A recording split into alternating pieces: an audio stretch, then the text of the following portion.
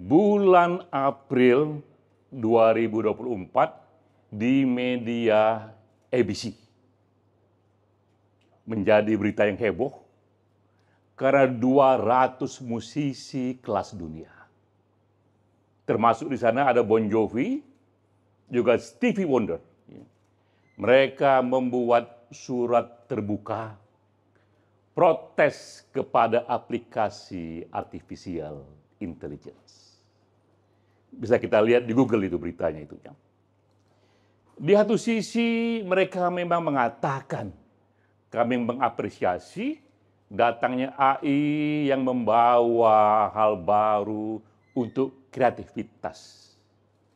Tapi di sisi lain, menurut mereka, kami para musisi dan pencipta lagu protes keras atas sisi predatory AI. Itu istilah mereka. Predatory AI karena karya-karya kami banyak dijadikan bahan baku, walau muncul di aplikasinya tidak seperti itu, tapi dimirip-miripkan. Juga suara-suara kami dijadikan bahan baku, walau tentu saja tidak muncul seperti itu, tapi juga dimirip-miripkan. Dan kami tidak diberikan kompensasi yang memadai. Jika ini dilanjutkan, menurut surat ini, maka akan terjadi devaluasi, merosotnya kreativitas manusia bertekuk lutut di hadapan mesin artificial intelligence. Jadi sudah ada surat itu, sudah ada musisi raksasa yang mulai terganggu dengan hadirnya artificial intelligence. Di satu sisi, kita mengamini ini bahwa benar tak boleh copyright itu dilanggar, dan benar pula bahwa para artis dunia ini jika benar memang jadi bahan bakunya pun seharusnya mendapatkan kompensasi yang memadai. Karena aplikasi ini minta ampun populernya. Tapi di sisi lain juga kita semakin terpana ketika melihat musisi dunia sudah terganggu, berarti memang datangnya peradaban AI itu sudah di halaman depan kita. Dan ini akan mengubah segalanya dan kita masuk pada peradaban yang tak pernah kita kenal sebelumnya. Usia bumi ini sudah 4 miliar tahun.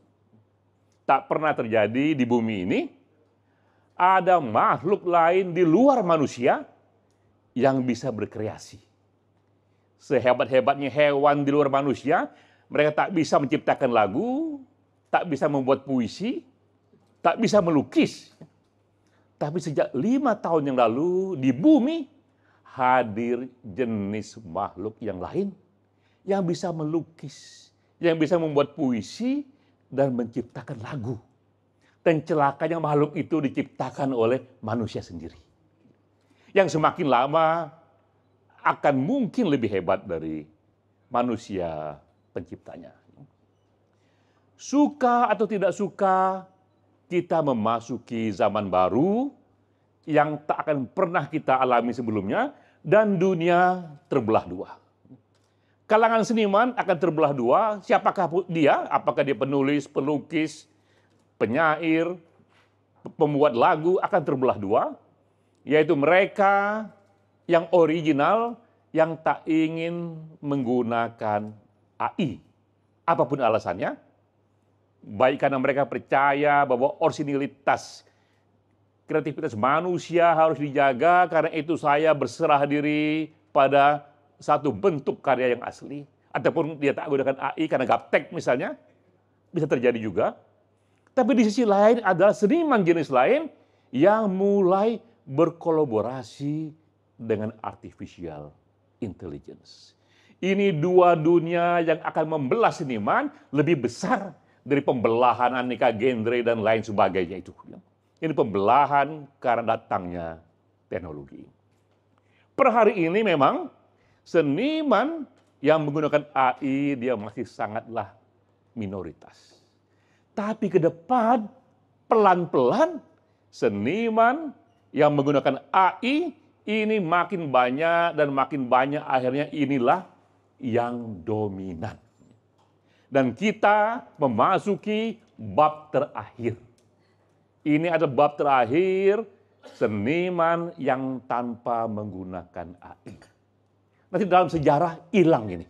Atau minimal mereka akan sangat-sangat sedikit sekali. Dan kita melihat munculnya jenis baru, berlomba-lombanya para kreator yang hanya menggunakan AI. Mengapa? Jawabannya hukum besi pasar bebas.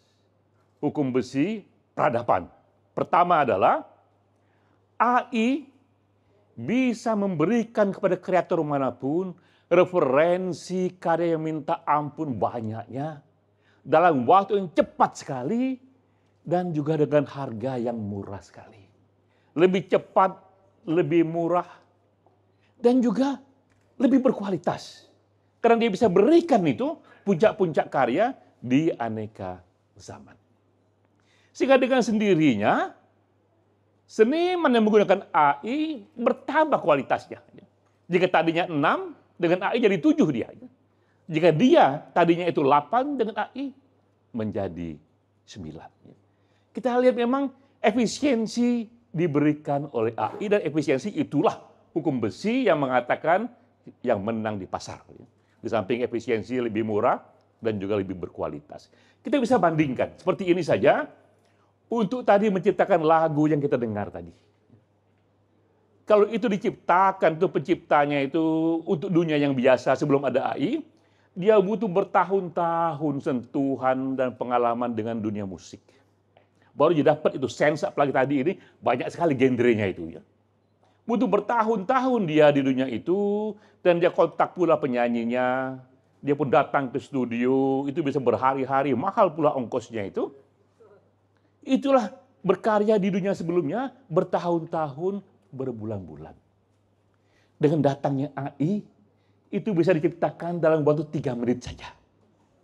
Tak perlu ke studio, tak perlu juga kita begitu hafal dengan notasi musik, dengan aneka nada yang agak complicated itu. Ya. Jadi bertahun-tahun pengalaman musik melawan 3 menit melalui AI. Ya pasti kalah lah itu. Ya. Cara mencipta pola lama itu.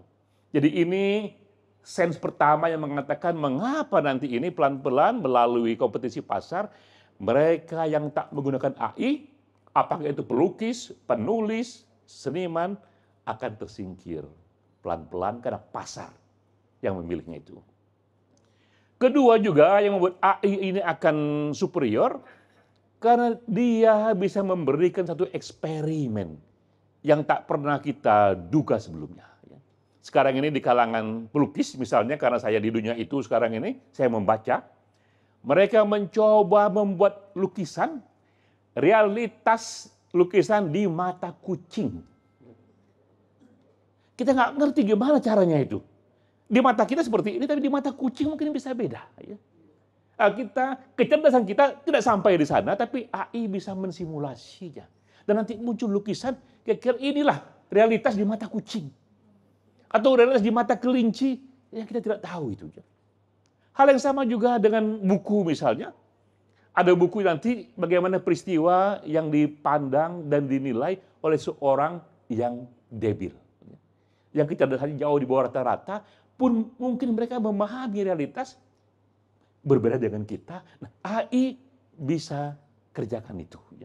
Jadi itu hal kedua mengapa AI ini nanti akan lebih superior.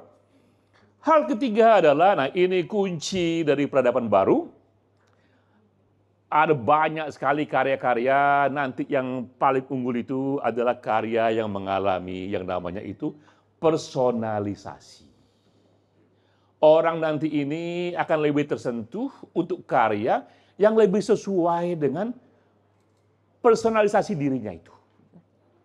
Karena ternyata memang zaman ini melahirkan begitu banyak selera, zaman berbeda melahirkan selera yang berbeda, segmen berbeda melahirkan juga selera yang berbeda. AI bisa membantu kita membuat analisis, Bapak Ibu jika ingin membuat karya seperti ini, di segmen ini, inilah yang perlu diperhatikan itu. Ya. Cepat sekali dia bisa berikan kepada kita, dan akibatnya kita yang tahu hukum besi ini bisa menciptakan karya yang lebih sesuai dengan segmen yang kita tuju, pastilah kalah itu kreator yang tak mempunyai informasi ini. Jadi kita lihat di sini bahwa AI ini tidak lagi hanya menjadi science fiction di film-film, tapi sudah datang di halaman depan kita. Dan pelan-pelan dia akan merasuk lebih jauh lagi. Nah karena itulah saya sendiri menyambut dengan gembira lahirnya buku ini, buku Ketika Kata dan Nada Berjumpa, karya teman-teman Satu Pena Jakarta. Beri tepuk tangan dulu. Mengapa gembira? Karena ini membawa satu hal yang penting sekali. Saya mengatakan di pengantar itu bahwa ini buku puisi mungkin yang pertama di Indonesia, bahkan di dunia, yang dibuatkan musikalisasinya oleh AI. Nah, di situ letak strategisnya bahwa kita di sini memulai sebuah kolaborasi peradaban. Bekerjasamanya kreator dengan artificial intelligence. Itu poin besarnya. Setelah ini pastilah akan banyak lagi orang-orang membuat hal serupa seperti ini. Tapi yang kita pastikan ini, buku ini akan dicatat oleh sejarah termasuk yang pertama-tama memulainya. Tepuk tangan, tepuk tangan. Jadi di situ letak strategisnya bahwa kita di Satu Pena Jakarta ini memulai apa yang memang terbuka kepada peradaban selanjutnya itu kolaborasi manusia dengan artificial intelligence. Kita terpana sekarang ini betapa puisi nantinya ini tak lagi tampil hanya sebagai teks. Sebagaimana kita kenal puisi sejak ribuan tahun lalu, puisi pun juga semakin sering nanti dimunculkan dalam bentuk musikalisasi karena mudah membuatnya itu. Siapapun bisa membuatnya itu dengan mahir menggunakan aplikasi intelligence. Makanya Bro Akmal sendiri selaku mereka yang merancang lagu-lagu di sini menyatakan diri sebagai prompt arrangement prompt. Ya, karena pakai prompting saja ini ya. Melakukannya itu dengan kata-kata lahirlah itu lagu itu ya. Kita terpana dengan itu, tapi nggak lama lagi ini, nggak sampai setahun lagi akan muncul video artificial intelligence. Dari puisi nggak lagi hanya jadi lagu, tapi menjadi video dia. Dan puisi pun akan tampil tak lagi hanya teks, tapi berikut dengan gambar-gambar yang lebih menyentuh. Dan kita pun terkaget lagi bahwa puisi sudah mengalami transformasi. Puisi dengan teks itu masa lalu nantinya itu. Karena puisi sekarang ini bisa ditampilkan dengan lagu, juga dengan video, bisa dengan berbagai kisah-kisah. Jadi inilah kita melihat letak strategis dari zaman yang baru ini. Sekali lagi, kita senang bersama kepada teman-teman Satu Pena, kita ucapkan selamat ya, karena kita mulai hal yang baru yang akan menjadi dominan selanjutnya, yaitu kerjasama para kreator dengan artificial intelligence. Wassalamualaikum warahmatullahi wabarakatuh.